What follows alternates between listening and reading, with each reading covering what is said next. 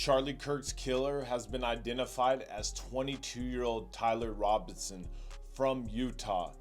And let me go ahead and give you a background. A lot of people on the internet have been trying to wonder what's going to happen to him while he's incarcerated in Utah State Prison. Now, if the feds don't pick this up, I'm literally the perfect person to speak on this because my background is I did 8.5 years in Utah State Prison. So with that being said, let's get into this. Now, there's a lot of speculation going around on the internet of what's going to happen to him. Is he going to be extorted? Is he going to be put into general population?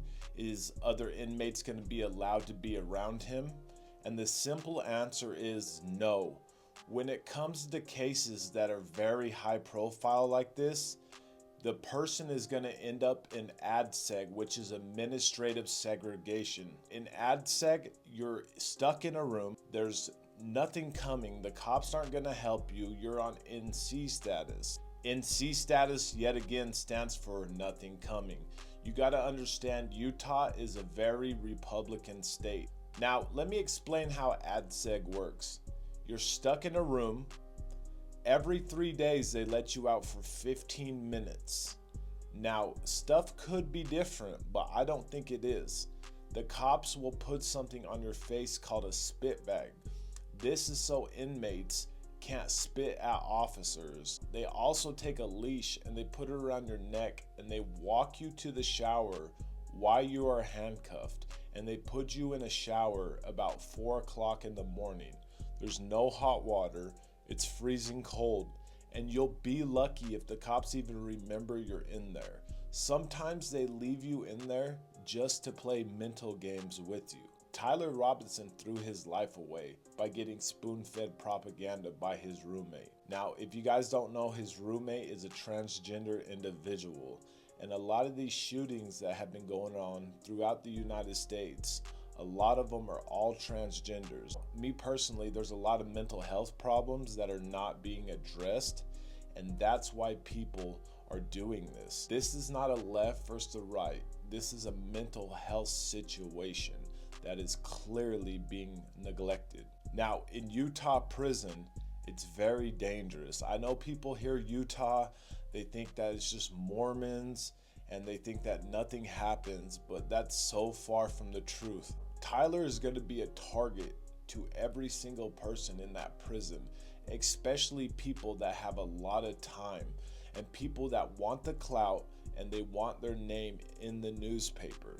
You got to understand, there's people that are doing life sentences in Utah State Prison and they have nothing to look forward to. So a little bit of headlines is all they really need, because they hope that, hey, somebody is going to see this, somebody's going to write me, I'm going to be able to be considered a hero, and eventually maybe people will put money on my books and I will be able to live a little bit comfortable. Now, I know a few people that are on death row at Utah State Prison. For instance, there's an individual named Troy Kell. He caught a charge for unaliving somebody back in the 90s, and he's been there since. Now, I've heard rumors of Donald Trump making sure that Tyler gets a very speedy trial, which means he ain't going to be sitting in Supermax in Utah County Jail. He's going to end up getting his trial as soon as possible. They're going to push for the death penalty, and he's going to end up getting sent to Utah State Prison. Now, a lot of people think this case is going to go federal, which I don't see how it's going to go federal, because I think the weapon that was used was registered legally. I don't see how any federal crime was broken. I get that Charlie Kirk was a public figure, and this is very tragic. But at the same time, it's not like he was a president. It's not like he was a member of Congress. I see this case being sent to Utah State Prison on a state level, not a fed level. People think just because you have money in prison that you can pay your way through prison, and that's not how it works. It can work like that if you're not on a high profile case. If somebody knows if they touch you or assault you and that nothing is going to hit the news, they're not going to bother to really try to do that to you. They're going to be after your money. If they know they can get in the news by assaulting this man, it's not like their motive is they're trying to defend Charlie Kirk. Their motive is to be able to get into the news, to get some kind of clout, and to get some kind of recognition. You got to understand, a lot of people that go to prison really don't have people on the street because they burnt every single bridge, depending on what their drug addiction was like, depending on their family instance. If somebody has a really good family support, they are highly less likely to end up going to prison. A lot of people join gangs in prison because they don't have a father figure in their life. They don't have somebody there to support them, to teach them the right way. When you're in administrative segregation, you're going to be sitting there for at least 10 years before you're even allowed to get anything. Yes, you're allowed to get TVs and AdSeg, but it takes a very long time for the prison to actually approve somebody to have a TV. I've heard of laws where the inmate has to have some kind of form of entertainment, or it's considered a cruel and unusual punishment.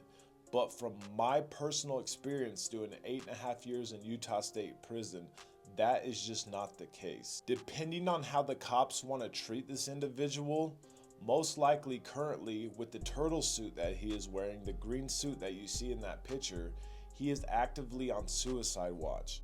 And a lot of people make dumb choices just like this, and then they realize how dumb of a choice they made and that they just threw their life away. And they always try to fall back on the whole, I'm gonna unalive myself.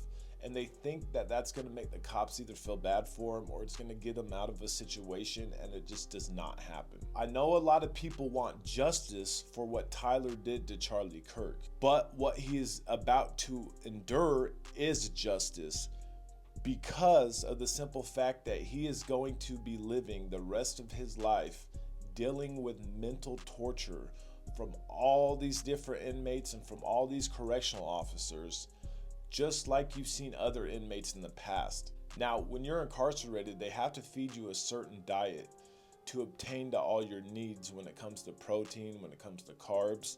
And what the cops will do if they don't like you is they'll send you something called Nutriloaf, which is absolutely disgusting. Or they're just gonna give him normal food and he's gonna end up getting all his food cold. I guarantee the inmates are gonna mess with it.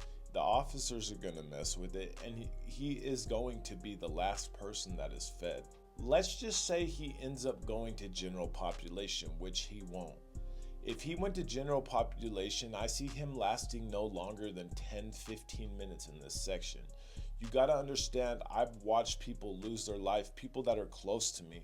When me and my buddy got sent to general population, he ended up getting attacked and he ended up losing his life. This is the bad thing about it. Cops have to protect inmates that are high profile.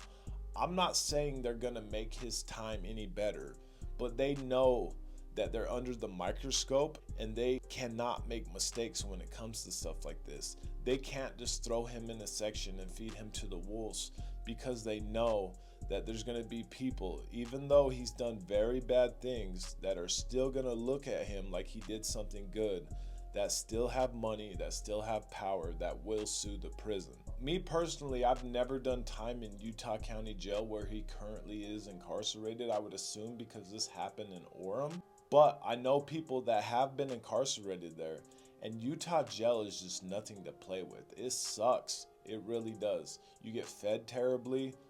No one really is there to support you. And I don't see his family going to visit him. And last time I heard, his roommate is fully cooperating with local law enforcement. So it's not like that person is even going to be allowed to go visit him. On the same topic, but a different instant, I feel like a lot of people are throwing all kinds of speculations, conspiracy theories when it comes to Charlie Kirk. I've seen one where they say, oh, the bullet ricocheted, hit him in the neck. No, it didn't. You can clearly see in these videos that Charlie Kirk did not have no bulletproof vest on. I've also seen things where they're like, oh, that dude don't even look like Tyler. It's not even the same individual. You got to understand, when we first received these pictures, they were very blurry. And what we did is we AI enhanced them so that we can get a better view on this individual or what we think that he looks like. So of course that AI generated image is not gonna match the exact picture of Tyler. They're saying what happened is he jumped off the roof with a high powered rifle and he ran and he threw it in the woods before running into a construction worker. He asked a construction worker, "Hey, can I pass through here? I'm trying to get home safely because some stuff just happened at the college." And the construction worker told him that no pedestrians are allowed within this vicinity. It is well documented on multiple occasions exactly the escape route that he did, what weapon he used, how he got away. They found his footprint, they found his handprint on top of the school where he ended up jumping down. I do not see him beating this at all. I will say Utah has very good law enforcement, especially when it comes to like CSI and people that actually investigate these situations. Now in Utah, when it comes to the death penalty, we're one of the only states that still have the firing squad. And a lot of people are saying an eye for an eye, which they might end up getting, because I don't see him wanting lethal injection because they say it's very painful. How would it be to take a wonderful man's life that was an amazing father and an amazing husband and had a really close relationship with God, only to be sent to prison where you end up getting unalived by a bullet? They say you live by the bullet, you die by the bullet. And in this situation, this might be a fact. Obviously, I can't really tell you exactly what's going to happen because he can choose multiple different ways to be unalived when it comes to a death sentence. But me personally, if I had to choose, I would choose the firing squad because I feel like it would be the quickest and the most humane way to go. There's instances where people actually choose lethal injection and they can be heard screaming and yelling in pain. It's not like it's an easy death. Now, if you guys like this video and you guys personally like my insight, please make sure you guys are subscribing to the channel, because every time that there's an update on this, I'm going to be giving my insight and releasing new videos. Make sure you guys click the bell and hit all notifications, not just personalized notifications. Much love and respect, y'all. See you next time.